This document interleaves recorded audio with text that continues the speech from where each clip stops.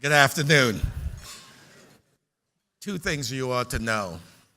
When the earlier announcement was made, I turned to my good friend Joe and says, "There's no way I'm going to go up in front of all those hungry people." So I'm hoping that that problem was solved.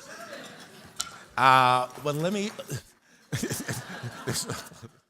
let me acknowledge what many of you have shared in the last 15, 20 minutes, that Colorado panel was pitch perfect. Weren't they?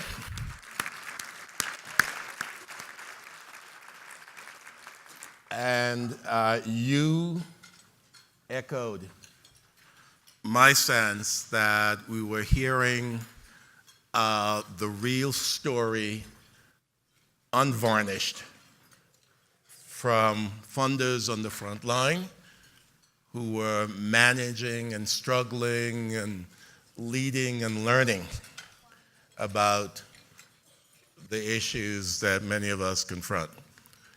This session may run over, and probably will. We built in a little bit of flex, and it's really good that we did, because maybe there was a sense that maybe you really wouldn't want to eat.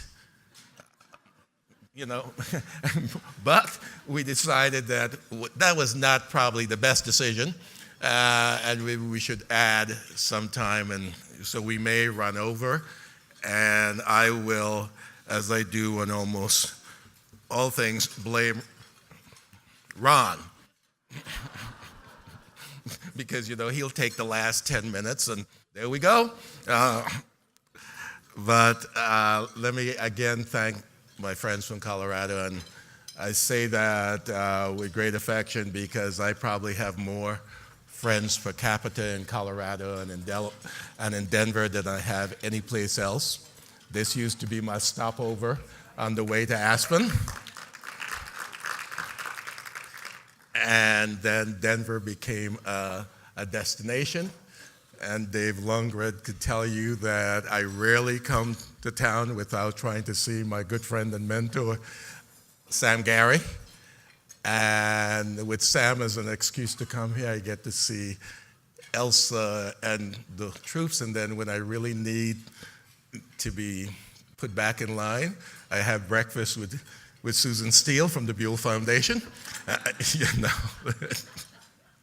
So this is a wonderful homecoming for me, and it is for the campaign. In 2008, my colleague Lisa Roy and I hosted the first funder conversation about the campaign right here in Denver, Colorado.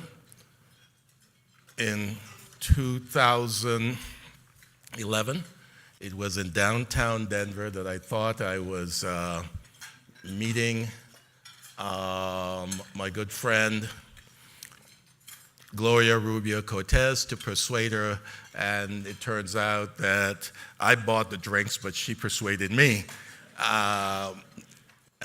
We were here in 2012.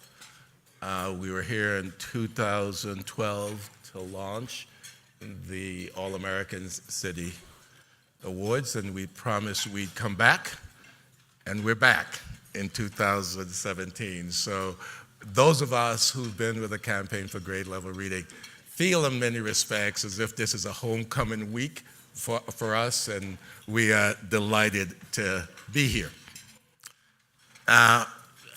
Earlier this week, just a couple of days ago, I had the opportunity to meet with and talk with several governors at an event hosted by the National Governors Association and the Hunt Institute from North Carolina.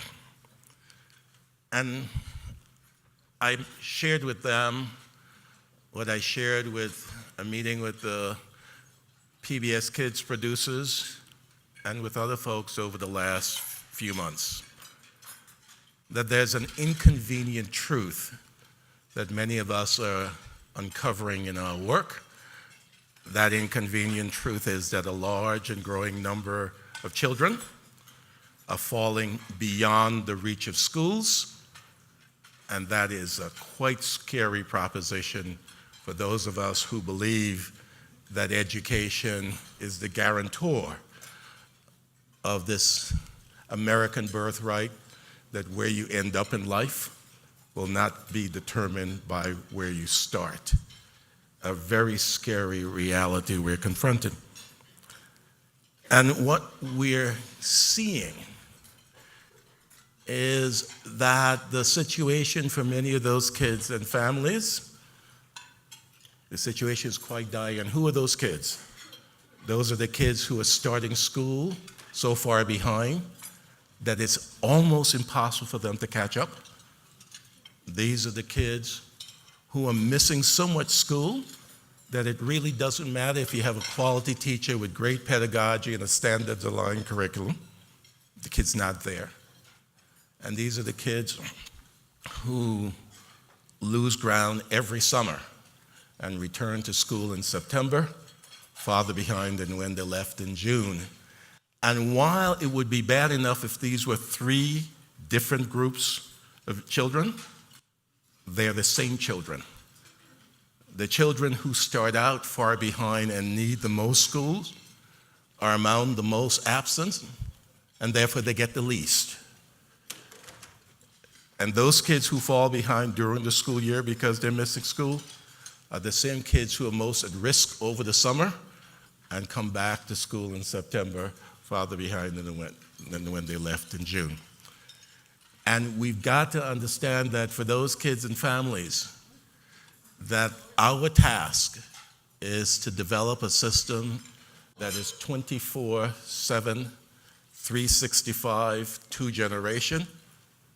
And what we know is that schools are not 24, schools are not 7, schools are not 365, and schools are two generation only under duress. As a consequence, we've got to think more broadly about what that system will look like and upon whose advice, authority, resources we're going to call. You know, what I was able to say to the governor is we are in a city where the mayor got it exactly right. And I was able to say this on Sunday before I knew the mayor would say it on tape.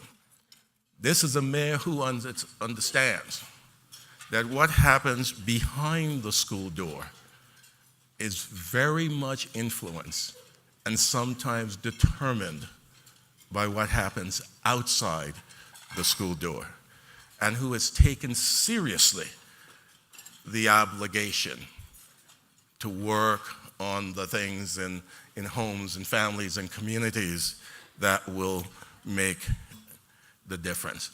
I could have and did tell those governors that this campaign for grade level reading focuses on those children who start out behind, those children who are chronically absent, and those children who experience summer learning loss. That's what we do, and essentially I could have told them two stories. The first story is one of considerable progress. And last year we were able to celebrate over 100 communities that were able to report progress on at least one of the three community solutions. This year, that number has nearly doubled.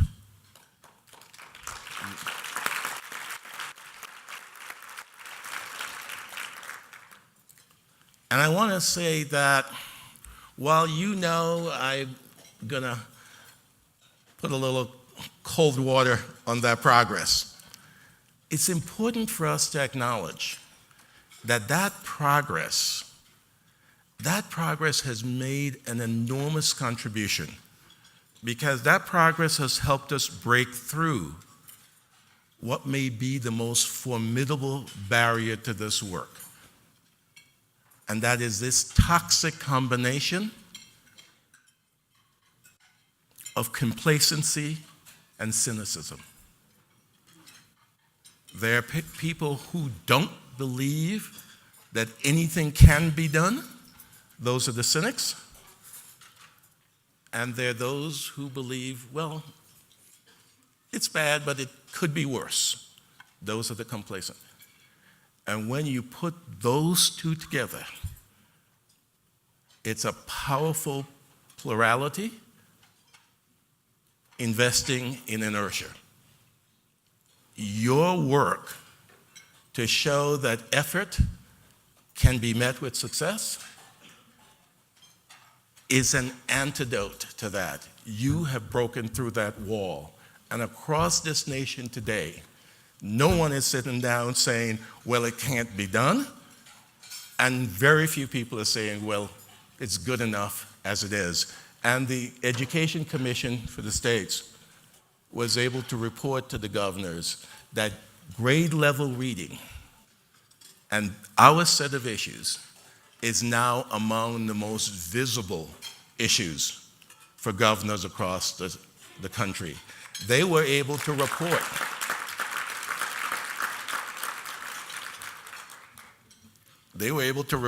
what Elizabeth Burke-Bryan and Angie McFall have been telling us for several months, that over half the governors in this country included a reference and a commitment to grade level reading in the State of the State addresses and in their budget messages. We are making a difference. Nonetheless, at present, we're finding that double-digit gaps persist and coexist with progress in every state and almost every community. That is why last year we said we would move to bigger outcomes, and our mantra for bigger outcomes is we've got to double down on readiness, attendance, and summer learning. We've got to focus on parents and health as critical determinants of early school success. We've got to meet children and families where they are, and that's why we are so pleased to be joined by so many colleagues in the public housing community. And we've got to use technology to expand the reach and improve efficacy. There are really good things to report. The network communities reporting progress now number 186. We find that there's considerable progress in the area of health. We find that Yoli Flores' work as a champion of parent success is taken hold. We find that Preston Prince, who joined us here in Denver in 2012 and fired up the room about the possibility of aligning with public housing agencies, we find that Preston has been vindicated, joined by dozens of his fellow housers across the country, and now among our strongest allies of public housing agencies, their leadership organizations, and even the Department of Public Housing. We find that, thank you. By the way, where's Preston? Preston, there's Preston.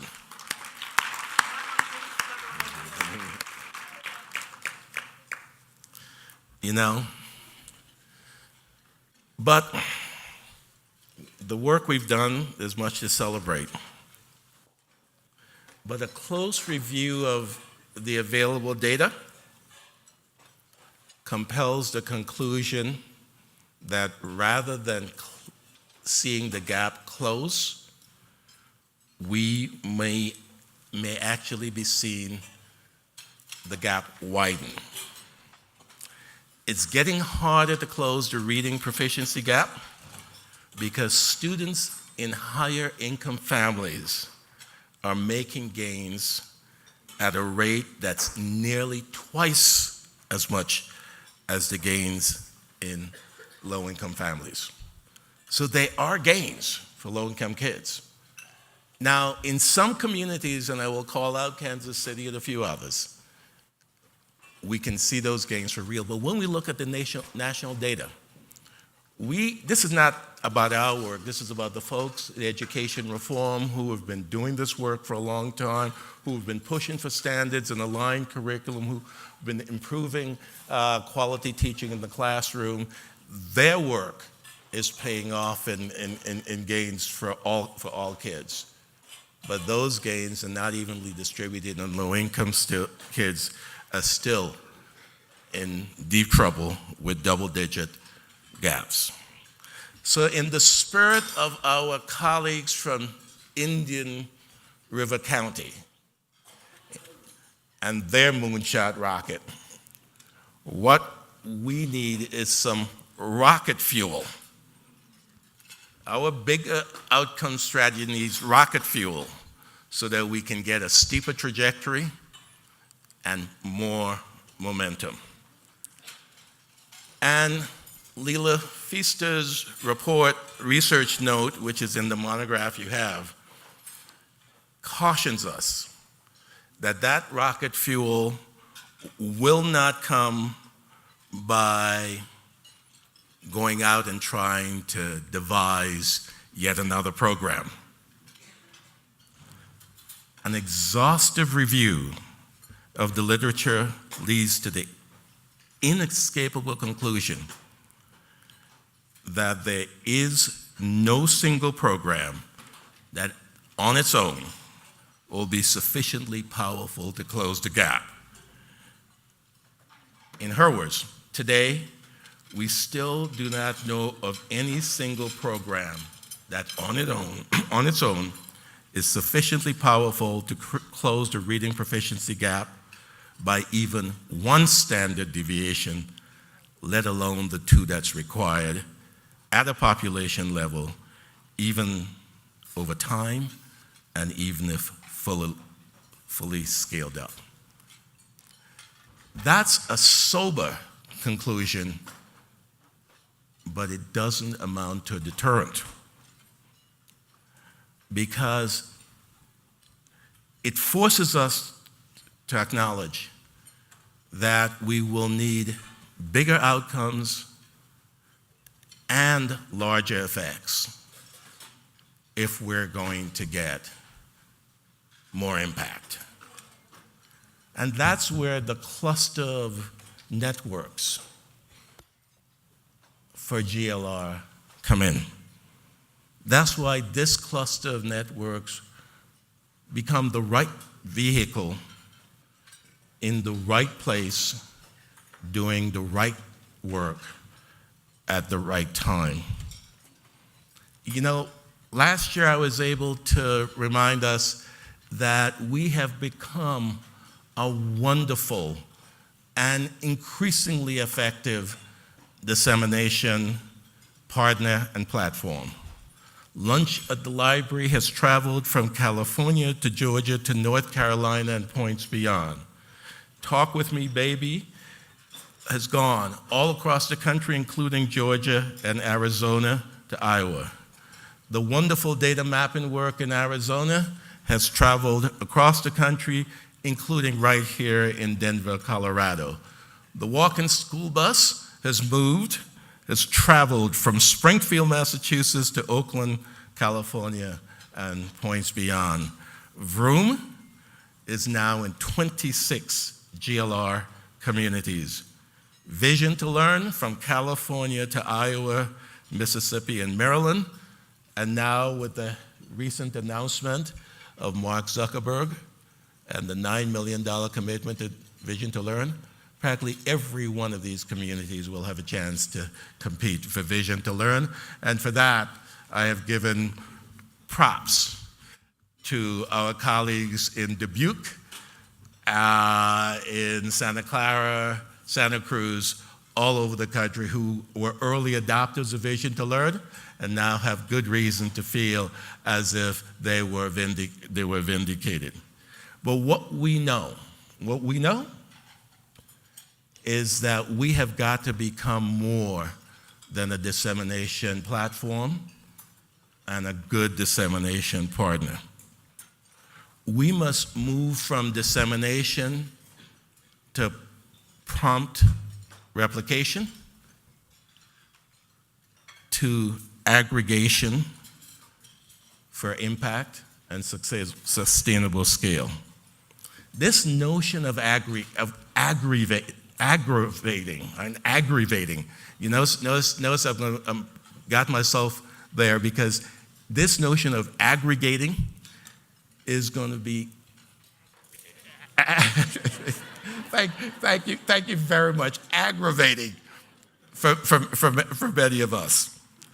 You know, as the folks who have been engaged in collective impact know, that, you know, all those smooth lines that we have in our matrix sort of morph, they disappear, and they become really rough edges when confronted with the reality of different cultures, different aspirations, different mission, different timetables, different leadership style. And yet we've got to figure out how to align and link and sequence and bundle the programs we like. And we've got to understand that the same entrepreneurial spirit that forced us into developing those programs and nurturing them and protecting them and building them, though that spirit and those qualities may sometimes get in the way of aligning, linking, scaling, and sequencing. This notion of aggregation will require patience and perseverance. It will call on new skills and tools, many of which may come from outside our disciplines and outside our sectors. To our program partners, who are the entrepreneurs, I invite consideration of how we develop a new era of entrepreneurship, an era of entrepreneurship that is about collaboration, about really getting excited about exploring the potential of partnerships, of really not celebrating that we've got a 0.3 or 0.4 effect size, but seeing that 0.3 or 0.4 as really as an opportunity, as an invitation to go find out who's got another 0.3 and 0.4 and who's willing to join with us so we have larger effects. To our funding partners, it's going to require us all to acknowledge that the boxes we create with our strategic plans, the boxes we create to respond to our mission, our resources, and sometimes our idiosyncratic preferences, are a large part of the problem and may have to be adjusted as we search for solutions. That as a funding community, we're going to have to aggregate our own efforts so that we can take on problems at the scale of which they occur. This is the challenge of the next generation of our work. This is a challenge around which we can decide to lift, to lead, to learn, then to learn some more so we can lead some more. This is our challenge as successful entrepreneurs and successful funders. I feel extraordinarily fortunate to be among folks in a network who are audacious enough to believe that we can do more than we're doing and that we might even make a difference. That audacity is something we bring to this table and we bring to this work. And that audacity inspires us to be bold. And I end in what is my favorite Goethe quote, and it was a quote that I learned very early and still is meaningful to me today. Whatever you can do, dream or believe you can, begin it. Boldness has genius, power, and magic in it. Thank you all.